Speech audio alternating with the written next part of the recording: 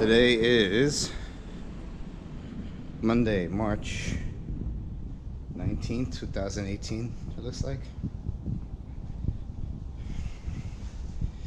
I had an interesting Sunday yesterday that was very revealing that I guess I'll share with you guys. Pretty much what happened was that,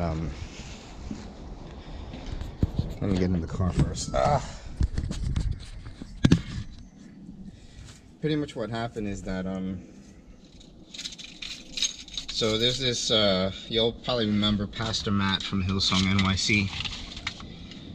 He, for a very long time, I allowed him to be my spiritual mentor.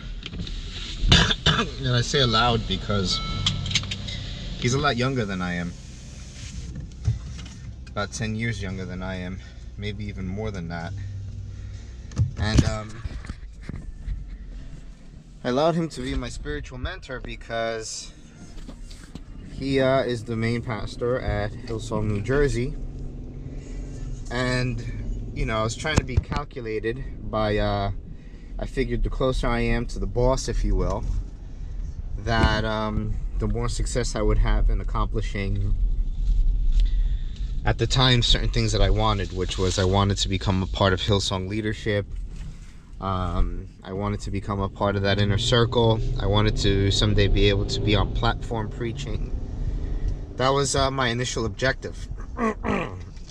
And, you know, through my own volunteer work, I eventually did become a leader, not because of anything that Matt did or said, you know. It was strictly because of my own work. And I led a couple of ministries, and in the meanwhile, while I led those ministries, he was, again, if you will, my spiritual mentor. So I've been going to Hillsong NYC now for quite some time. And Matt, he, you know, again, he was supposed to be a spiritual mentor. And, you know, I mean, I can't really say that there's anything that I learned from him. You know, maybe I learned the idea of being a little bit more patient and not being so demanding. You know, maybe, right? But to some degree, I still don't know how I feel about that topic. Yeah, I really can't say there's anything that I concretely took away from, like, yeah, I learned this from him. You know, I was strictly trying to be cool with him so that I could hopefully someday be on platform, hopefully be close to senior leadership, you know, and that's it. And that was a mistake on my part, because I shouldn't have been trying to be led by a man. I should have been trying to be led by Jesus and God himself. They're both the same, by the way, but, you know, whatever, it's vernacular. Work with me. Haven't had coffee yet. You know, the point is that so I became a leader of my own right, not because Matt gave me any positions, but because I volunteered and I worked my way up the ladders. And what wound up happening was that when these things were taken away from me, my leadership roles, not because of anything that I did, but because they simply made a change to the structure of how they were running Hillsong, I didn't react well to it. I voiced my opinion. I voiced my concern about how, you know, they just took Relief Bus away from me and a whole bunch of other people, strictly because they were trying to downsize so that they could better manage City Hope. You know, they broke a lot of people's hearts, and the way that they communicated it to us, you know, was as a group.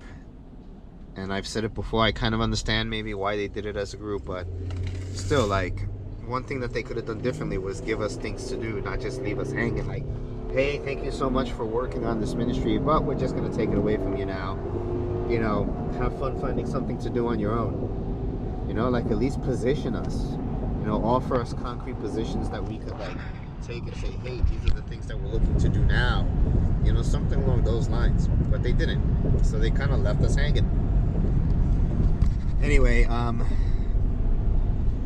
so my reaction to it wasn't good, and because of that, I got, if you will, suspended by Matt from being able to serve for like a year and a half. And I didn't agree with it because, you know what? All I did was voice my opinion. You know, I wasn't rude. I wasn't yelling or screaming at people. I wasn't disrespectful. You know, I just stated like, hey, like this, you know, you hurt a lot of people's feelings. You know, you could have done this differently, right? Why did you take away something as important as this is for us?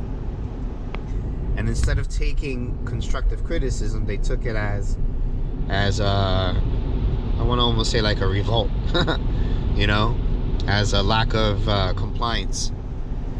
And I was suspended. Like they didn't say, oh, you're suspended, but they were like, oh, you know, we want to see where your heart is and this, that, and the other, and you know, to make sure that you're focusing on Jesus and not like just serving.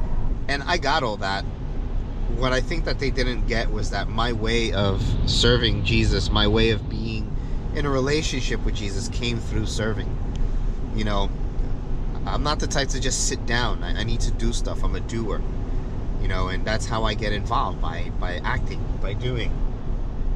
And some of the closest moments that I had in my relationship with Jesus was in serving, where I helped some homeless person, tied their shoes, and I felt the presence of God, you know, through me, around me, in me. Or when I helped someone who was going through a depression episode, you know, whose father was in jail, right? I felt Jesus working through me. I felt him, you know, around and in me. It's some of the closest times that I've ever felt to being close to God. With that said, they misconstrued my desire to serve as me wanting to be recognized. And you know what, to some degree, yeah, there was some of that. I'm not gonna lie. Although my serving did bring me very close to Jesus, there was an element of me trying to get on platform. There was an element of me trying to work my way up the ranks, of making myself known, so that way I could hopefully someday preach. You know, I wanted to be not a pastor, but I wanted to be a preacher. I want to be able to be on platform and someday, you know, speak about experiences and how I've learned from them, and hopefully bless people that way, because it's a gift that I believe God has given me, to be able to speak to masses, to move people. You know, I do it all the time. I motivate people, I inspire them. So I was hoping to use that gift to at Hillsong. I'm gonna pause the recording. So so after my suspension, I pretty much just laid low, because after a while of trying to participate, you know, it just felt fruitless. They weren't going to let me serve. And on the flip side, you know, I also started school at Harvard. That became my focus and replaced my my efforts, energy, and action. And as a result of being distant, you know, when I started coming back to church again, because of your mom was instrumental in getting me to come back to church, because I was hurt. I was hurt by the fact that I was suspended for trying to give constructive criticism. And that was wrong of me, by the way, for leaving the church. I can't say that I left the church. I just didn't go as much as I used to. And that's not the right reaction, because it's not about a relationship with humans. It's a relationship with Jesus. That's what I should be focused on. You know, and no disagreement with a human should allow me, should I allow to get in the middle of my relationship with Jesus. So I was wrong for that. And that's certainly something that I learned. I don't necessarily credit Matt for that. It's something that I learned experientially. Anyway, so now that I came back to church and I've been proactive, I found opportunities to serve. I found another niche. And those niches were a translation team in New York City. And I saw the opportunity to bring translations to Montclair, something that I had mentioned to Matt before. And Growth Track, which is the new thing at Hillsong, because for whatever reason, once a year they change things, and They make all these dramatic changes that they don't allow themselves to be consistent, and they don't realize it, but you know, they hurt people. But whatever. I mean, there's still a good church, and again, it's not about the human, it's about God. We just work with human flaws, right? It's a building, for crying out loud. It's humans. But with that said, so I saw Growth Track as the other place where I could, you know, once again participate in New Jersey. You know, be a leader again, or an active leader, I should say, rather than an independent contractor at Infobar, which is what I was kind of doing. So I started volunteering, and I felt good. I felt connected again. And what happened was that at a meeting with this woman called Charisma, who leads Growth Track for New Jersey, you know, I pretty much lifted my hand and said, hey, like, I can help you with translations, because like I've been translating for a decade now at multiple churches. I volunteered the translation team at New York City. You know, I can answer any questions that you have, because she had mentioned that there was this woman called Genesis who had questions about how they would bring it to New Jersey. Charisma has no idea, because she doesn't volunteer on translations in New York City. It makes sense that I would be there for that. And she was cool with it. But then the mistake that I made, which again, I don't consider it a mistake, it was an honest mistake. The mistake that I made was emailing her higher up, if you will, Todd, and saying, hey, just wanted to give you the heads up. I volunteer on the translation team in New York City. Please feel free to use me if I can help you answer any questions. I was raising my hand to serve, making myself available as the person who is most qualified to answer questions on all things translation related in New York City.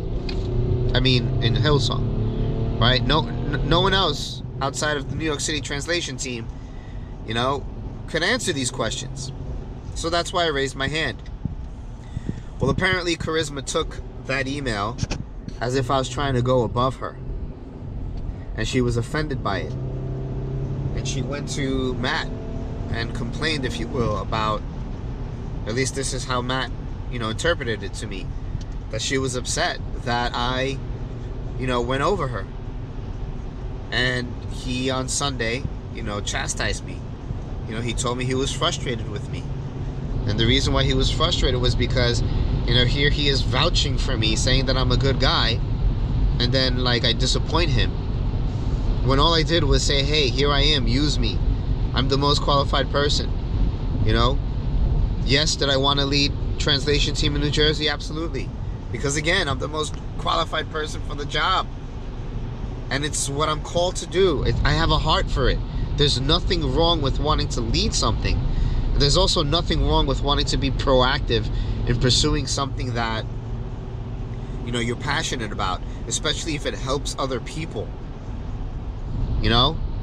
I wasn't doing it because, oh, I want to be in the forefront. If anything, I would be in the background, in a room, closed off, where no one would see me. But, you know what? For whatever reason, he was more focused on the fact that I upset Charisma, although I was not rude to her at all. You know? So, he didn't suspend me or anything. But he said to me, he's like, Mike, you're not going to lead translations. Just, you know, you got to learn to be content with what you have. And wait for us to come to you, you know, if we need you. And I'm sorry, that's just not how I'm wired. It doesn't make sense to just wait for something if you're qualified to do it. Especially as long as you're not rude about it. All I did, again, was raise my hand and said, hey, I have this background. I can help you with this. By the way, I volunteer on New York City translation team. I can answer questions for you. That's it. You know, I'm going to pause it and start recording again.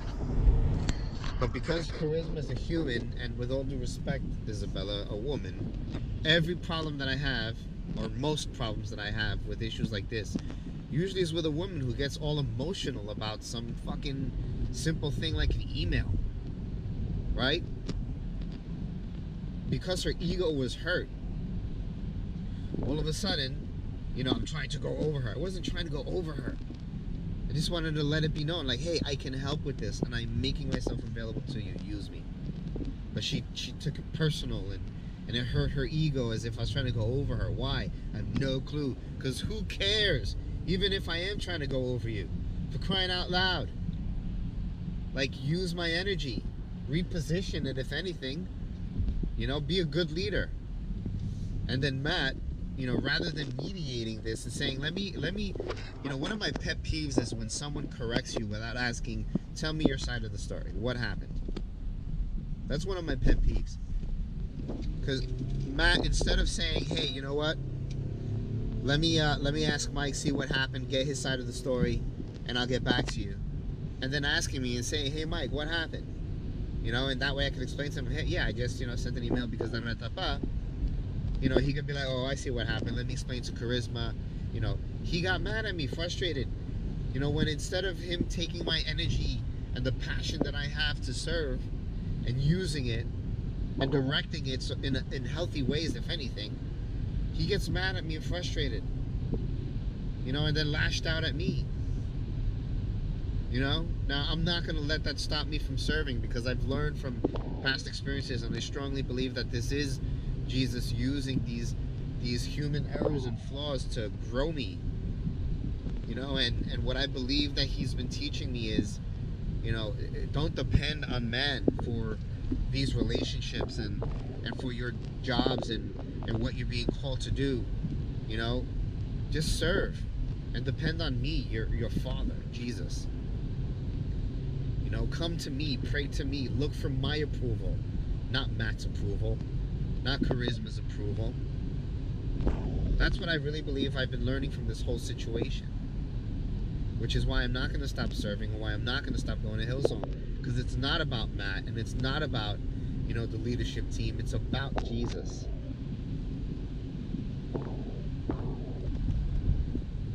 But with that said, like, I was very disappointed by Matt, because, you know what? His youth, if you will, shone through. You know, he didn't demonstrate qualities of a leader when it came to finding out my perspective, when it came to mediating rather than accusing. You know, when it came to using passion and redirecting it in healthy ways. You know, someone else who maybe hasn't achieved a certain level of maturity that I have, not that I'm some mature, amazing guy, because I'm still growing, but someone else who might be sensitive from a situation like that would just leave the church, as I have done in the past. But I decided that Matt is not, you know, no longer my mentor, no longer my leader. You know, I was in that relationship for the wrong reasons from the get-go, and it wound up hurting me instead of helping me. And I think that that's God-driven, because I was in it for the wrong reasons. And I get it, God. That's why I'm stepping aside from trying to, you know, show off to Matt or name drop Matt. I'm going to name drop Jesus. You know, I'm going to go to Jesus and pray to Jesus and ask for Jesus' guidance and go to his word when it comes to how I should react to situations and how to reposition my passion and, you know, what I can do. You know, I don't need another human to guide me or lead me. Ideally, yeah, that should be how it happens. And I still want to find someone, you know, that I can go to for advice, right? Because it's healthy to have, you know, other men to go to and say, hey, how would you have handled this situation? But at the end of the day, my reliance and dependence needs to be on God and no one else. And that's what I learned. And Matt is not that person. Anyway, that's what I wanted to share with you from Sunday. You know, the last thing I'll conclude by saying, you know, as you know from a previous recording, I had an issue with a fat girl from the New York City translation team. And there, instead of, you know, confronting the situation and speaking to them, you know, I just let it go. I took my loss. Although there I didn't feel like I was wrong. Again, there's no such thing as always being entirely right. There's always things that we can do differently, right? So always remember that. And in this case with the fat girl, and even in the case with Charisma, there are things that I could have done differently. I don't deny that, right? I could have slowed down and just let Charisma approach me. instead of me going to Todd. But again, it was an innocent mistake. You know, there was no bad blood. There was no bad intention. But the point that I was trying to get to last was that, you know, with this fat girl, another thing that happened nicely on Sunday was that I didn't try to speak to anyone or explain to them why I, you know, I didn't try to argue or discuss. I just left it alone. And then I let my actions speak for my words. And I kept going on Sunday and serving, you know, and being willing to serve where they wanted me to serve, in community. I didn't ask for translation, right? And I guess that's kind of what Matt was asking for too, which is like, hey, just be willing to serve where you put. And you know, and I agree with that part. That part I don't disagree with, you know. I am willing to serve wherever you position me. But why blame me for raising my hand and saying, hey, use me, man, you know? And you see, the thing is, though, with the fat girl, what happened wasn't that I raised my hand and said, hey, let me translate. You know, they were letting me translate that day already. It was just that, like, you know, I was so excited about translating that day that when I said, hey, I might have a cough, and if that happens, can you back me up? And she said, well, you know, why don't you just, instead of translating, instead of translating the main message, why don't you just translate the introduction? I was like, no, it's okay. You know, I got it. I'm fine. You know, I came here literally, you know, to translate the main message part. And she took that as if I was trying to be selfish or greedy. I wasn't. I was just an excited guy, you know, excited to translate for Hillsong, something that I've been waiting for years to do. Unrecognized, right? I just wanted to do it because it's my calling. I'm a very good translator, you know, and she took it the wrong way. And her ego, once again, a woman, her ego and self-esteem was injured because I simply said, no, it's okay. I want to translate the main message. She was taken aback by that, you know.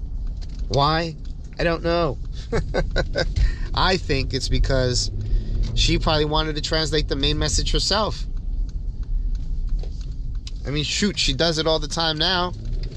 Like in the last 2 Sundays, she's done it. Right? So maybe now that I think about it, maybe what it is, she's trying to own that market. You know, and here comes this guy out of nowhere who's like, hey, I'd like to translate. Taking away something that maybe she's been doing consistently, you know, Sunday after Sunday. And not too good, by the way, because I listened in on her. She mumbles. It's hard to understand her, but whatever. It's ego that was driving that conversation with her and her lashing out to me the way that she did. But the point is that I stayed quiet and I let my actions show where my heart really was. And it worked, because on Sunday, you know, the teams thanked me and they were like, wow, you really raised the bar for volunteering and blah, blah, blah, blah, blah. And, you know, but with Matt, it's a slightly different story because, you know, with Matt, I feel wronged by him, and it's a decision that I'm also making in the sense of realizing that he's a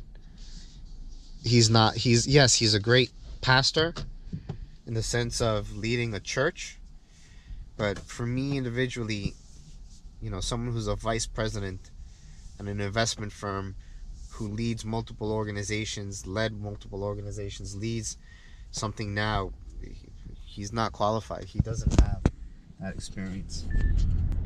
You know, oddly enough, so I just left my office and I'm heading to get coffee and donuts, and you know, I just finished talking to you guys about Matt and how he doesn't really have leadership qualities, or enough leadership qualities, not enough for me to follow him. And I just finished having a very productive meeting with a branch manager in Oradell. His name is Saeed Hussein. He's someone who is my age, maybe a little bit older, not sure. And he is the antithesis of Matt. And I was just thinking about that. Saeed and we right now he's not my boss, by the way. He's a branch manager. He's actually underneath me, if you will, when it comes to title and rank. But when it comes to the branch, he manages the bankers that I'm also responsible for, but he has more direct responsibility than I do, in the sense of, like, you know, what's the word I'm looking for? My brain just froze because I'm trying to park. In the sense of you know, their calendar, making sure that they show up on time. He's more directly involved with the hiring process. I'm more secondary. He corrects them if like they do something wrong. I correct also, but he's more like, whatever, you get the point. But with that said, we had a conference call today because the problem that we have is that the branch is suffering. I'm not getting enough investment appointments. We're not doing enough investment business. And Saeed is the kind of guy that I can totally work with, where when I make mistakes, like I made a mistake today, and I owned up to it, and he's the kind of guy that instead of, getting mad or saying, yeah, Mike did this, he actually tried to defend me and say like, hey, you know what? We did sit down and talk about the plan. So no, the only thing is I didn't share with you the final draft. I mean, I still am at fault for not seeing the final draft because I came in today at like 10:30 or 10 o'clock. Nothing bad, by the way, happened that I didn't see the final draft. But again, it's important to take ownership. I'm a big believer in taking ownership.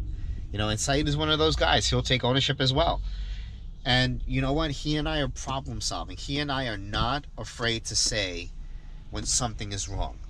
And in this case, a lot of what is wrong is our bankers, aren't doing certain exercises. They're not taking certain actions that they should.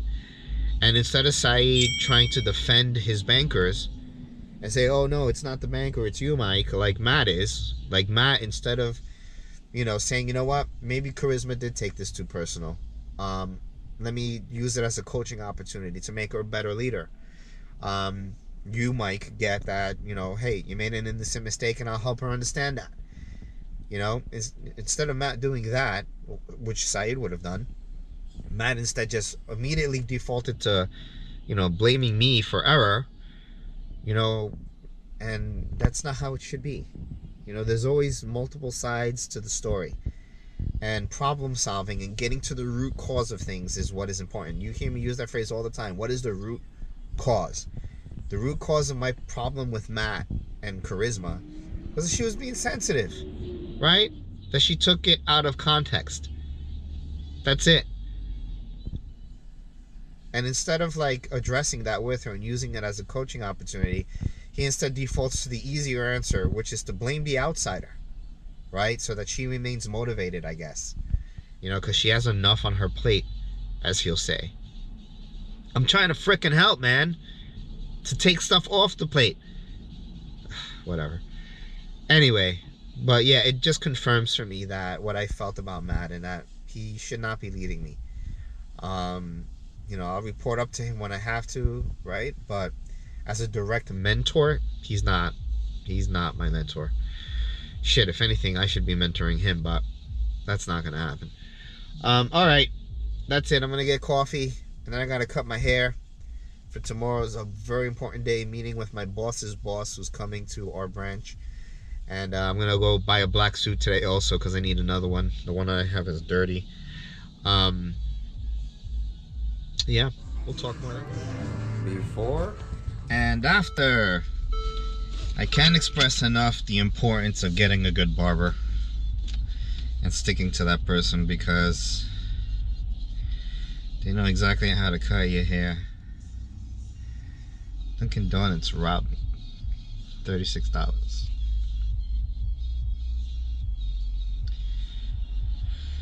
Alright. Do I have time?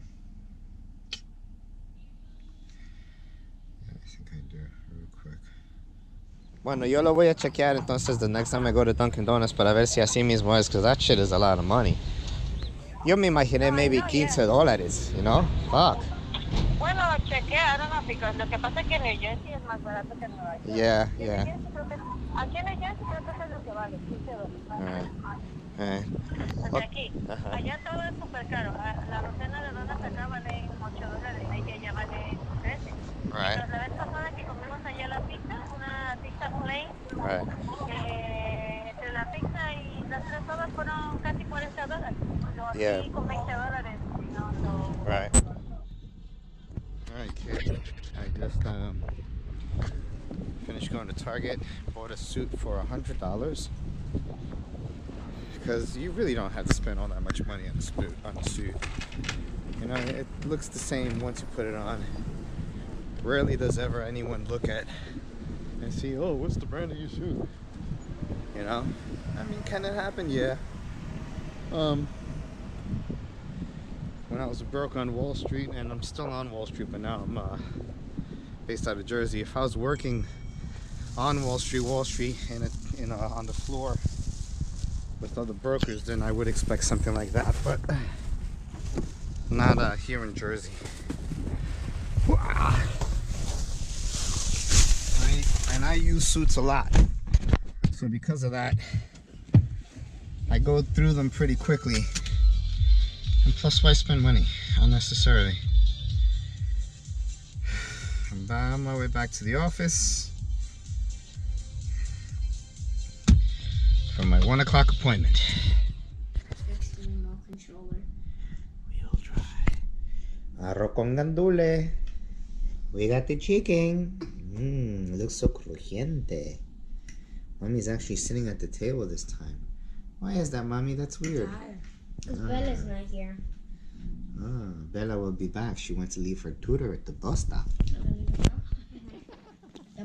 You know that the garage, the ones with, she literally got pushed into that. It was, and then she fell, and then this other kid fell, and then this other kid fell, then I fell, and then. So yours like dominoes. Your dominoes. It was really funny. So I could either go tomorrow morning or Wednesday after school. It's Wednesday, right? No, I thought it was today. Today and Wednesday. Why do you have a hanger on your head? Because I can't. Ow, that hurt. My line. Be careful, kid. Yeah, but near the end is like this. I finally wanna be alive. Oh no, my wrist. What do I have to say? I have to say that you scared the crap out of me. Stop moving the camera so much. It's hard to go before. I know, but you want to try to hold it straight. That was funny. Especially that one because it doesn't have video stabilization. I'm recording the ceiling. No, not the ceiling. Lower. No, not my feet. There you go. You don't want to see my feet in the future? Technically, No, you don't. No, now. Hold it straight. You're moving it around so much. Now, and then later on, then you'll Hold it straight. Ay, Dios mío. It's hard. I have little hands. You have big Little hands. hands. I have a big head and little hands. Are you happy that you scared me? Yes. I'm sorry, no. What are you saying, Mike? The Dark Voyager. All he needs is a bow, ammo, and a gun. What about family? Family. What about friends? Yeah, what about friends? Friends would slow me down. What about food? No food. The Drink? Dark Voyager doesn't need food. Bella, not so close. I know. I just wanted to do it. What about toilet paper? Yeah, what about toilet paper? I don't care about freaking toilet paper. What about pooping? Oh, Mike. this costs money. That's funny. What about chewing gum? What about chewing gum? You stop recording my butt. It's hard because it's funny. Don't record my butt. Yeah, vayan enseñando al médico. Ábrese la boca. Stop recording my butt. My Michael. Yo, Ariel was yelling. This is Mommy's famous ceviche. So good. Mommy, what do you put in your famous ceviche? Agua de... Agua de qué? Water, salt, lemon. Ketchup. Agua de que te tengo así. Michael, that's too much ketchup, I man. love ketchup. I get to try that when you're done. Yeah. I'm going to the... No, I don't want this. Michael's going to the moon. My son is addicted to VR. Great.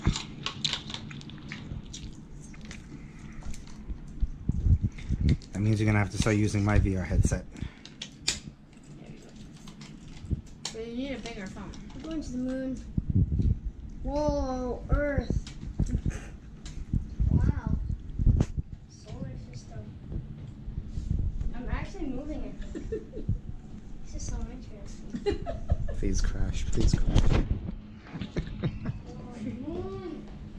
Come on, kid. Mike, you're gonna crash. Careful. See the light though. You see the light? Yeah, I see the light. Come on and eat, Papa. We're eating Mommy's famous ceviche. It's so big. How do you not like this wonderful ceviche that Mommy makes? I just don't like this stuff. I just like the. It's just good. Oh, my stomach. What do you mean? Tell them what happened in the house. What stuff? It's messed up. Oh yeah, Bella lost a sloth today. No.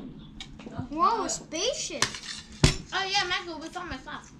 We found my Daddy sloth. found my stuff Where was he? on the stairs this morning.